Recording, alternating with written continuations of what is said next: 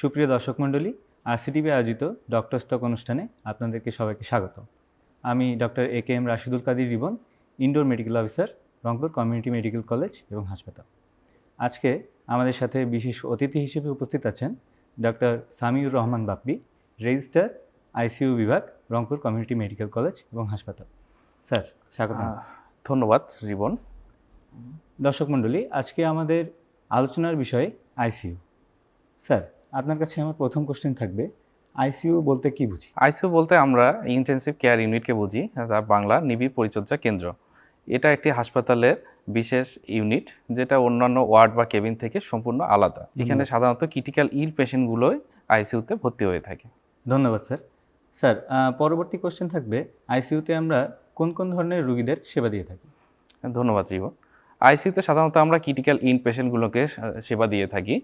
এই পেশেন্টগুলো বিভিন্ন ওয়ার্ড বা কেবিন থেকে আসতে পারে, যেমন medicine ward, post operative ward, surgery, gynae বা এমার্জেন্সি থেকেও সরাসরি ক্রিটিক্যাল ইন পেশেন্টগুলো ভর্তি হয়ে থাকে।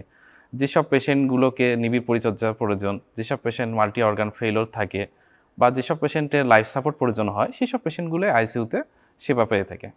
স্যার, তাহলে লাইফ সাপোর্ট বলতে আমরা কি বুঝি? লাইফ সাপোর্ট বলতে আমরা সাধারণত আইসিইউতে ভেন্টিলেশন মেশিনকে বুঝে থাকি। এটা একটি কৃত্রিম শ্বাস প্রশ্বাসের ব্যবস্থা। যখন একটি পেশেন্ট অক্সিজেন দেওয়ার পরেও সে নিজে থেকে টেনে নিতে পারে না, তখন তার লাইফ সাপোর্টের প্রয়োজন হয়ে থাকে। এটা সাধারণত দুই প্রকার, এটা হলো বেসিক লাইফ সাপোর্ট বা advance cardiac life support. Basic life support বলতে আমরা মনে করেন যে একটা পেশেন্ট হঠাৎ কার্ডিয়াক অ্যারেস্ট হয়েছে, সে অফিস বা রাস্তায় হতে পারে, তখন যদি তাকে উইদাউট কোনো ইনস্ট্রুমেন্টাল সাপোর্ট বা কোনো ড্রাগ সাপোর্ট ছাড়াই চেস্ট কম্প্রেশন আর মাউথ টু মাউথ ব্রিথিংয়ের মাধ্যমে যদি তার হার্ট পুনরায় চালু করা সম্ভব হয়ে থাকে, তাকে এই বেসিক লাইফ সাপোর্ট বলে থাকে। আর বেসিক লাইফ সাপোর্টের একটা পেশেন্টকে যখন আইসিইউতে এনে বিভিন্ন মেশিনারিজ বা ড্রাগ দিয়ে তাকে লাইফ সাপোর্টে রাখা হয়, তখন তাকে অ্যাডভান্স কার্ডিয়াক লাইফ সাপোর্ট বলা হয়। ধন্যবাদ স্যার। স্যার, রোগীদের মধ্যে একটি ভ্রান্ত ধারণা আছে যে লাইফ সাপোর্টে রোগী গেলে সে রোগী আর ফিরে আসে না। স্যার, এটা কতটুকু সত্যি? হ্যাঁ, এটা আসলে পেশেন্ট পার্টির মধ্যে কিছু মিসকনসেপশন আছে যে লাইফ সাপোর্টে গেলে আর ফিরে আসে না। এটা আসলে সত্য না। প্রায় 50 থেকে 60% পেশেন্ট আমাদের লাইফ সাপোর্ট থেকে পুনরায় ফিরে আসে। আসলে লাইফ সাপোর্ট কোন পেশেন্টকে আসলে লাইফ সাপোর্ট দিলে ফিরে আসবে, এটা আমরা আসলে প্রিঅ্যাসেস করে নিই। যেমন কিছু কিছু পেশেন্ট লাইফ সাপোর্ট, যেমন নিউমোনিয়ার পেশেন্ট, এই পেশেন্ট যদি নিউমোনিয়া কারেকশন হয়ে যায়, তাহলে লাইফ সাপোর্ট থেকে পুনরায় ফিরে আসে। কিন্তু ক্যান্সারের পেশেন্ট বা অন্যান্য কিছু ডিজিজ আছে, যেমন লার্জ হেমোরেজ, ইন্ট্রাক্রিনিয়াল হেমোরেজ, এইসব পেশেন্টে আসলে লাইফ সাপোর্ট দিয়ে সেভাবে ফিরে আসতে পারে না।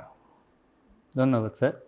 স্যার, লাইফ সাপোর্টে একটা রোগী দেওয়া হলে তার কতদিন রাখতে হতে পারে? এটা আসলে পেশেন্ট টু পেশেন্ট ভেরি করে থাকে। সাধারণত 2-3 দিনের মধ্যেই লাইফ সাপোর্ট থেকে ফিরে আসে পেশেন্ট।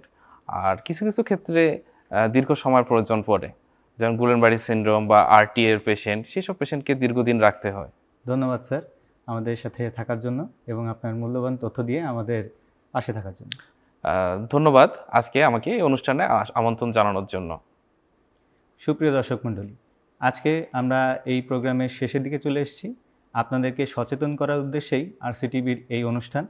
তাই বলবো, সচেতন থাকুন, সুস্থ থাকুন, আরসিটিভির পাশে থাকুন। Rangpur Community Medical College Hospital, for health, for education.